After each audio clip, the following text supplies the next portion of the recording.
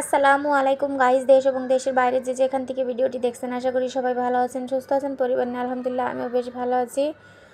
সকাল সকাল শুরু করলাম ভিডিওটা, আশা করি অনেক ভালো লাগবে। শুরু থেকে শেষ পর্যন্ত অবশ্যই দেখে নিও। দেখতে দেখতে কোনো জায়গায় একটু ভালো লাগলে প্লিজ আমার চ্যানেলটা সাবস্ক্রাইব করে দিও, লাইক কমেন্ট শেয়ার করো, আমার পাশে থেকে। অলরেডি যারা আমার পাশে আছো তাদেরকে অসংখ্য ধন্যবাদ আমার পাশে থাকার জন্য।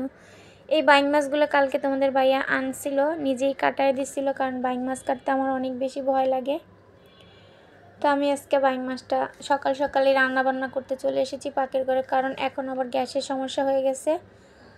তো এই যে মাছটা ভেজে রান্না করতে বসিয়ে দিয়ে এখন এই যে মশারিটা ভিজিয়ে দিলাম, দিয়ে আমি নাস্তা করে চলে এসেছি ছেলের স্কুলে, কারণ রোজার মাসে তো বেতন দেওয়া হয় নাই, আর পরীক্ষাটাও হয় নাই, বন্ধ পড়ে গেছে। তো এই যে এই মাসে আর কি পরীক্ষা হইলো, তো বেতন পরীক্ষার ফি এগুলো দেওয়ার জন্য স্কুলে এসেছিলাম।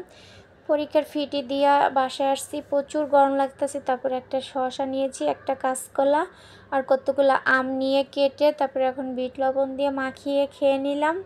প্রচুর গরমের ভিতরে এগুলো খেলে অনেক বেশি মজা লাগে। তারপর খাওয়া দাওয়াটা করে এখন ঘরগুলো মুছে নিচ্ছি। তো যে কাপড়গুলো ভিজায় গেছিলাম ওগুলো ধুয়ে নিব আর গোসল করে নিব। তো এই যে ঘর মোছা হয়ে গেছে, কাপড়গুলো ধুয়ে আমি গোসল করে নিয়েছি। এসে গোসল করে দেখি তোমাদের ভাইয়া আবার কিছু বাজার নিয়ে আসলো। তো লতি দেখলে আমার মাথাটা একদম নষ্ট হয়ে যায়, কারণ লতি কাটলে হাত কালো হয়ে যায় এক কথা, আর লতি কাটতে আমার অনেক বেশি সময় লাগে। একদম ফ্রেশ করে যদি লতি না কাটি তাহলে আমার একদমই ভালো লাগে না। তো এখানে ভেন্ডি, করলা, ধনিয়া পাতা, আম, টমেটো আর এই লতিগুলো নিয়ে আসলো, আর ডিমগুলোও নিয়ে আসছি। এখন এগুলো ধুয়ে একটু ফ্রিজে রেখে দিব। তো লতি কাটলে আমার হাত কালো হয়ে যায় দিকে, আমার কিন্তু লতি দেখলেই মাথাটা গরম হয়ে যায়। তারপরে দেখো পানি কিন্তু সকালে একবার বুড়াইছি, আবার দুপুরবেলায় পানিগুলো বুড়াই নিলাম। আর এই আমগুলো আমার খালাম্মা দেশ থেকে, আমার খালাতো ভাই আমার পাশে থাকে, বাসায় না, তো ও এনে দিয়ে গেল বাসায়। তারপরে আমি এগুলা কেটে রেখে দিলাম রাতের বেলা। তারপরের দিন সকালবেলা আবার এই যে ধনিয়ার গোটা আর হইছে এইখানে সরিষা, ধনিয়া গোটা আর হচ্ছে শুকনো মরিচ, তো এগুলা দিছে।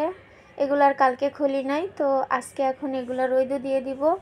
তো একটু রোদে দেওয়ার আগে ধুয়ে নিচ্ছি, কারণ অনেক ময়লা থাকে নিচে মাটি। তো দোনোটাই ধনিয়া গোটাগুলো আমি এমনি ভাঙায় নিব, এই কারণে ধুইয়া তারপরে রোদে দিয়ে দিলাম। তো সরিষা ধনিয়া দোনোটাই ধোয়া হয়ে গেছে, এখন রোদে দিয়ে দিব। তো ভিডিওটা আজকের মতো এই পর্যন্ত। আল্লাহ হাফেজ।